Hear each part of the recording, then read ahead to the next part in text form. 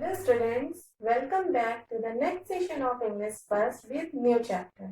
Today I am going to teach you second chapter of English First, that is the Fly. This is a poem written by an American poet Walter de la Mare. What is the name of the poet? Walter de la Mare. In this poem, poet wants to describe that how small creatures feels different things, small things very big, very huge. In this, ये हमारी जो poem है the fly, इसको एक American poet Walter de la Mare ने लिखा है। और इस पोयम में पोएट ने एक फ्लाई का एग्जाम्पल लिया है, एक मक्खी का एग्जाम्पल लिया है कि वो जिस तरह से बहुत छोटी है, उसको बहुत ही छोटी छोटी चीजें भी बहुत बड़ी लगती हैं। मीन्स कि हमारे इस वर्ल्ड में डिफरेंट क्रिएचर्स हैं, डिफरेंट क्रिएचर्स को छोटी छोटी सी चीजें बहुत ही बड़ी, बहुत ही विशाल लगती हैं। So students, are you all eager to know about a fly? Yes, very good. Now look at your chapters. I will explain. Chapter 2 The Fly Walter de la Mare. How large onto the tiny fly must little things appear, a rosebud like a feather bed, its prickle like a spear. In first stanza, poet want to say that how large onto the tiny fly must little things appear. जो हमारी छोटी सी fly है, मक्खी है, उसके लिए छोटी छोटी सी चीज़ें भी कितनी बड़ी और कितनी विशाल उसे महसूस होती हैं। A rosebud like a feather bed, its prickle like a spear. जो गुलाब की पंखुड़ियाँ हैं, रोजबड मीन्स गुलाब की जो पंखुड़ियाँ हैं, वो उसे फेदर बेड मीन्स पंखों से बना हुआ बिस्तर, जो मखमल का बिस्तर होता है, उसकी तरह लग रही हैं। और it's prickle like a spear, और उस गुलाब में, उस रोजबड में जो प्रिकल है, प्रिकल मीन्स कांटे, उसमें जो लगे हुए कांटे हैं वो उसको भाले की तरह चुभ रहे हैं। तो हमारे फर्स्ट स्टैंजा में पोएट क्या कह रहा है? How large unto the tiny fly must little things appear, a rosebud like a feather bed, its prickle like a spear. वो ये कह रहा है पोएट कि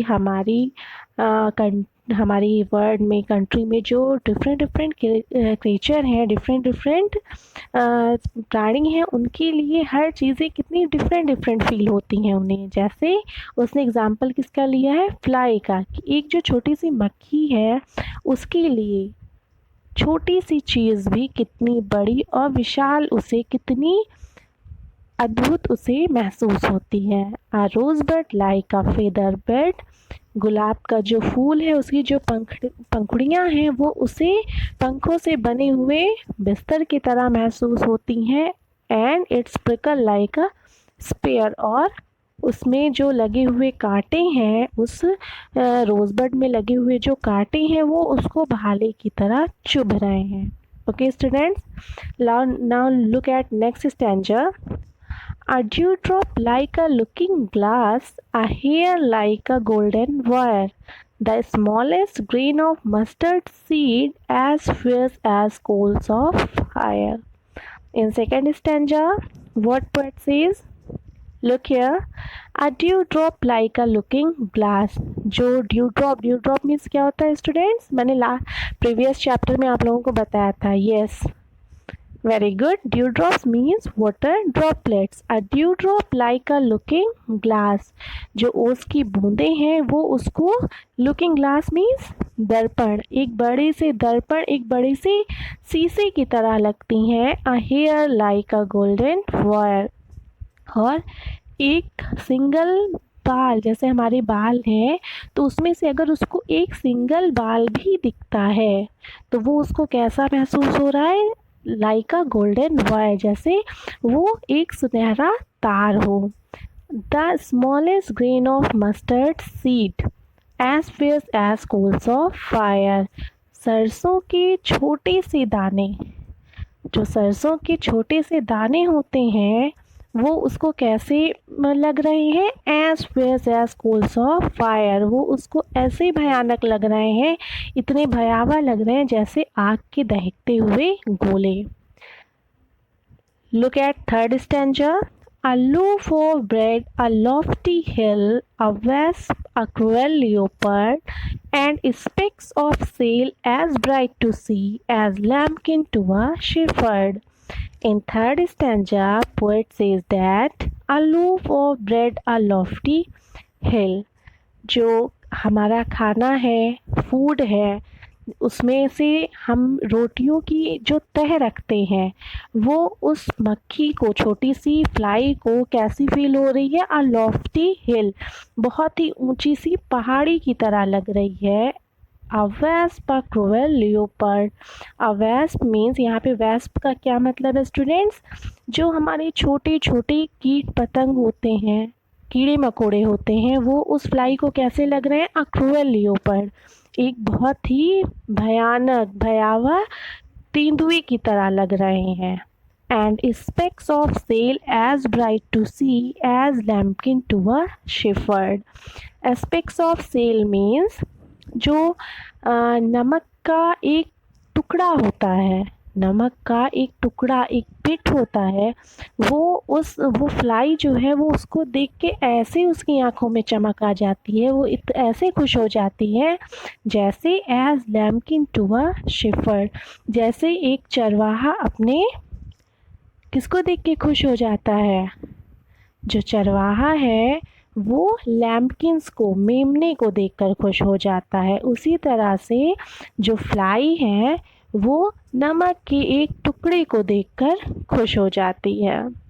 ओके स्टूडेंट्स, आप लोगों को पोयम समझ में आई? इस पूरी पोयम का जो सार है, जो पोएट आपको समझाना चाह रहा है वो ये है कि हमारी वर्ल्ड में, संसार में जो डिफरेंट डिफरेंट क्रिएचर्स हैं उनको हर एक चीज़, चाहे वो छोटी हो या बड़ी, वो अलग अलग तरीके से महसूस होती है, वो उनको अलग अलग तरीक़ों से फील करते हैं। Okay students? Students, have you all understood this poem? Very good. Now we will discuss word meaning of this chapter. Okay, students? Look here carefully. My first word is tiny. First word is tiny. T-I-N-Y, tiny, and it means very small. What is the meaning of tiny? Very small. It spells V-E-R-Y, very, S-M-A-L-L, small, very small. Next one is appear. Next word is appear. A-P-P-E-A-R, appear, and it means seems. What is the meaning of appear? Seems. S-E-E-M-S, seems. Okay, students? Next, rosebud. R-O-S-E-B-U-D, rosebud. And it means bud of rose plant. What is the meaning of rosebud? Bud of rose plants. And it spells B-U-D, bud, O-F of R-O-S-E, rose, P-L-A-N-T, plant. Next, prickle. Next word is prickle. P-R-I-C-K-L-E, prickle. And it means thorns of rose plant. T-H-O-R-N-S, thorns, O-F of R-O-S-E, rose, P-L-A-N-T, plant. Meaning of prickle is thorns of rose plant. Okay, students? Look at next word. Next, looking glass. L-O-O-K-I-N-G. Looking, G-L-A-S-S, glass. Looking glass. And it means mirror. What is the meaning of looking glass? Mirror. And it spells M-I-R-R-O-R, mirror. Okay. Look at next word, fierce. Next word is fierce. F-I-E-R-C-E, fierce. And it means angry. What is the meaning of fierce? Angry. A-N-G-R-Y, angry. Next word is lofty. Next word is lofty. L-O-F-T-Y, lofty. And it means tall. What is the meaning of lofty? Tall. And it spells T-A-L-L, tall. Next word is cruel. Next word is cruel, and it is spelled C-R-U-E-L, cruel, and it means unkind. What is the meaning of cruel? Unkind. U-N-K-I-N-D, unkind. Next word is specs. Next word is specs. S-P-E-C-K-S, specs, and it means small bits. What is the meaning of specs? Small bits, and it is spelled S-M-A-L-L, small, B-I-T-S, bits, small bits. My last word is spare. Last word is spare. S-P-E-A-R, spare, and it means a long pole with a sharp point at one end used for hunting. Spear means क्या होता है students? एक भाले की तरह होता है, उसके एक कॉर्नर पे बहुत ही नुकीला सा होता है, और उसको हम किसके लिए यूज करते हैं? हंटिंग के लिए यूज करते हैं, शिकार के लिए यूज करते हैं. Okay, look again. Spear means a long pole with a sharp point at one end and it used for hunting.